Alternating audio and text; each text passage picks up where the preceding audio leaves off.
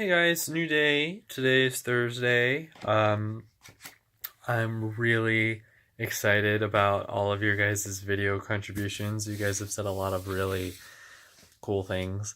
One thing that I want to bring up first and foremost is just sort of this funny story that happened several years ago. I work for Starbucks, and I don't know if any of you remember this particular instance, but for about how long was it? There were several hours nationwide in the United States where Starbucks stores couldn't process any transactions. We couldn't ring anybody up. We couldn't take anybody's money. We couldn't do anything in our systems because nationwide it was just down. It just crashed because of some kind of glitch in the system. Um, and a woman came in with her daughter ordering, mochas, frappuccinos, whatever.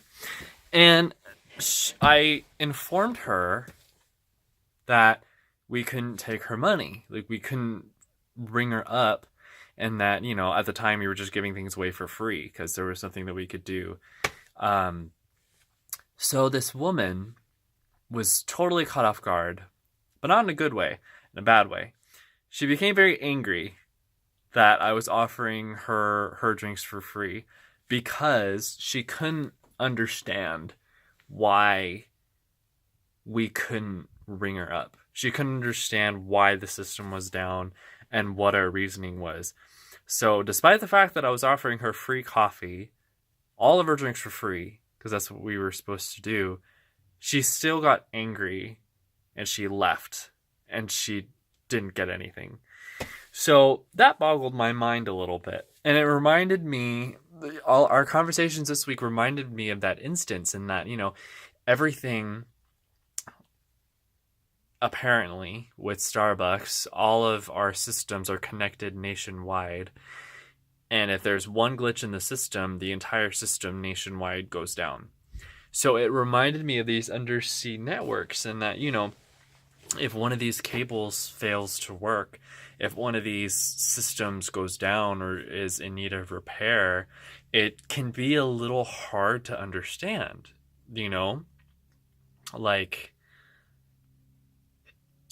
I'm sure that the woman in Georgia who accidentally cut into the line and disconnected internet from I forget which country, I'm sure that she had a general, understandable lack of understanding as to the consequences of her actions. Like, it's a hard thing to grasp and to understand just how connected and intertwined everything really is. Like, if there's one kink in the system, it could ruin the entire thing. So it just reminded me of that instance that I had at the job. Even though you offer someone free coffee, they could still get mad at you. That was kind of a weird life lesson. So, these networks are just so difficult to understand just because of their general scope. They're so big, they're so wide, they're so important. Shannon, you brought up in your video how, talking about the importance of these cables, you brought up how small countries are still adopting these cable networks and they're seeing positive change. So through being connected with the rest of the world, and having access to information uninhibited has been beneficial for these communities who have not had this access before. And the sort of antithesis of this is what, Maria, you brought up in your video. You mentioned that, North Korea, China has very limited internet access. And not only is it limited, it's borderline prohibited, and it's monitored and controlled. And that is like night and day when compared to, all of these countries who are getting internet access for the first time and seeing positive change. It can really, I think that it says a lot about dictatorship and governments who control things. That's why sometimes I'm fearful of, I think I brought up in my first video, of governments having control of these undersea networks and being able to, flip things off at, the touch of a button, sort of like Rosa, how you suggested with that switch. Like, I don't know if these are possibilities, but they're not entirely outside of the range of imagination. You know what I mean? Like, that wouldn't be too hard to think about. I know, Maria, you talked a lot in your videos about how, there are fail safes and there are, encryptions and firewalls, and we still have like landlines and telegraphs and things like that. But what I would say in response to that is that a lot of these backups that you were mentioning, a lot of these secondary options aren't available to the general public. A lot of these secondary options, I imagine, would only be available to what government agencies consider to be of the utmost importance. Like, for example, if, say the internet went down in America and the president needed to communicate to someone internationally, like, there are systems put in place, I'm certain. But for me, that sort of, me, an average everyday person, that those options aren't available to me. Like, in the grand scheme of things, on a wide scale, there would be a massive halt if, some kind of fault in the system were to be introduced. You know what I mean? And I'm sure, like you said, it would be resolved relatively quickly due to how intensely we rely upon these systems, but there definitely would be consequences. I'm certain that there would be some sort of crash in the stock market if these undersea cables went down, or if these networks went down. There would definitely be consequences. It would be a little fascinating to study about, on the other side of it all, if that ever happens. Like, I don't know, the time when the world went dark for 15 minutes or something. Like, I'm sure that there would be massive consequences, despite the lack of, despite the fact that it most likely wouldn't go on for an extended period of time. Let's see. I was also reminded of, I wrote it down. Rosa, you brought up this example too, like, theoretically, if all these networks shut down, it sort of reminded me of the doomsday clock theory about how currently we're only 2 minutes away from midnight, and it's this big scary thing, and it reminded me of that theory in that study, in that, if these networks were to go down, it would be a huge deal. Again, these are all just like super, I think, hypothetical, and as Maria brought up, I'm sure there are fail safes, set into play, but I'm also sure that somebody who's an expert on these undersea cable networks, or somebody who manages these networks, if they were to watch these videos, they would probably sort of like chuckle at the mention of these ideas that we're introducing, or these thoughts that we're having. You know what I mean? Like, I wonder what, somebody who in the know would think about all of our theories and stuff. We've been talking about environmental protection, and, I brought up that silly thing about Nemo ruining Australia's internet access. But again, like, I wonder, Sarah, you brought up again in your video, like, the proposal of the natural barrier to protect the wires and all this stuff, and it made me wonder of, like, again, another sort of hypothetical thing, like, one, who would this involve?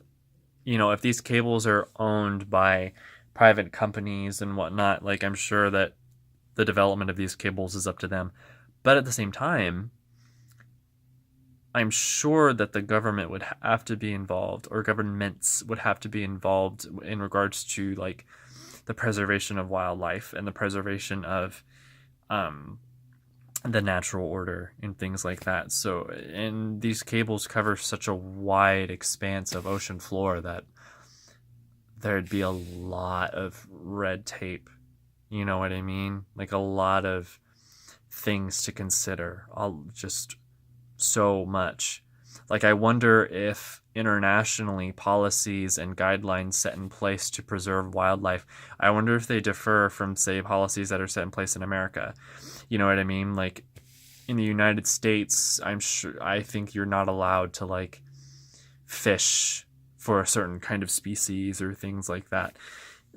I'm not sure if those sorts of same rules are set internationally, but I'm sure the ocean is, such a huge expanse of our earth that territories of animals and populations of animals differ depending upon, where you are. I'm worried that I'm going to start sounding really ignorant. I don't know a lot about marine biology and such.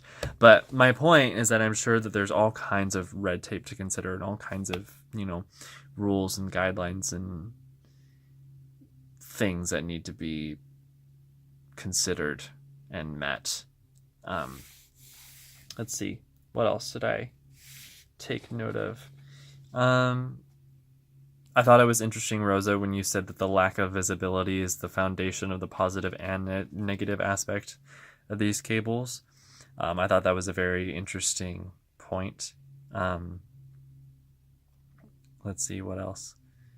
They were brought into the world in secret.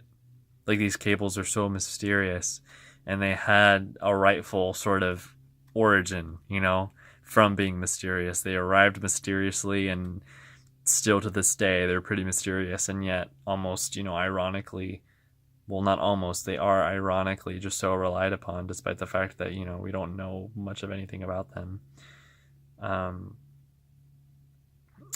But yeah, I think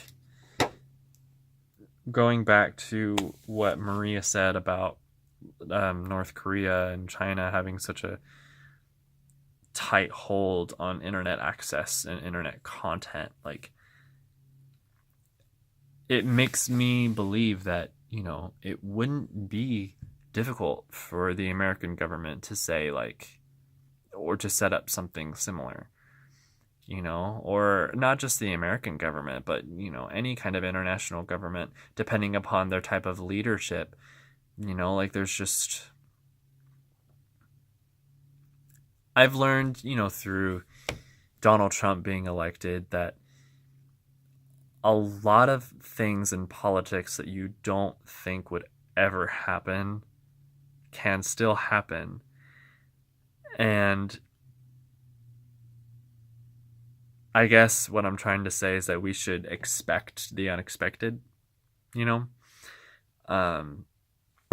like Maria, like you said, like, sure, there are fail safes in line. There are things that are there to protect us and to protect our information and, things like that. But there's always an extraneous variable to consider.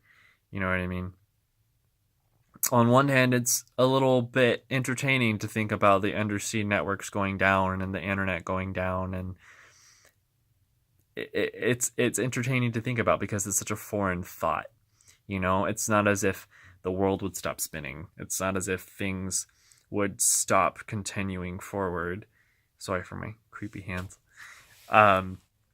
But it's just, we've relied upon these things so much that the thought of their absence is just sort of mind-boggling. Just like the lady from Starbucks who freaked out that I was offering her free coffee. It's sort of hard to wrap your head around things that stop working that you just expect to work because they always have. What would you do in that instance? If you're offered free coffee in that instance, take it.